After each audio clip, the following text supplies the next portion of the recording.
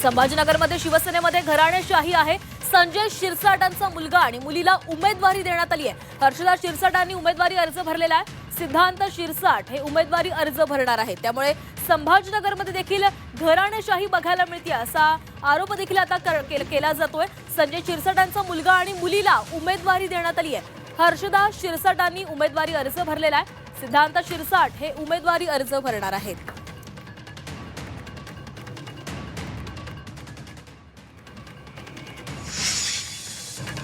संभाजीनगरमधून आणखीन एक राजकीय घडामोड। राजेंद्र जंजाळ यांची निवडणुकीमधून माघार पाहायला मिळते।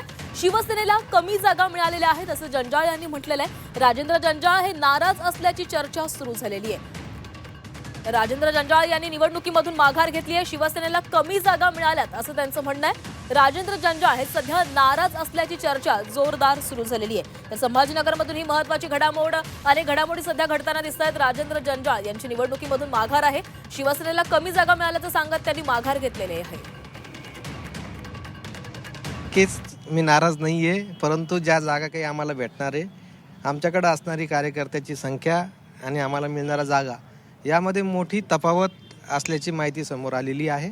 आणि निश्चित शिवसेनेचा जिल्हा प्रमुख म्हणून माझी जबाबदारी आहे की प्रत्येक कार्यकर्त्याला न्याय दिला गेला पाहिजे। म्हणून जर संख्या कमी पडत असलं तर आपण थांबलं पाहिजे आपल्या जागेवर। नाराज म्हणून मी आणलंच तर मी लढतच नाही, मी कोणत्याच काम करणार नाही असं नाही।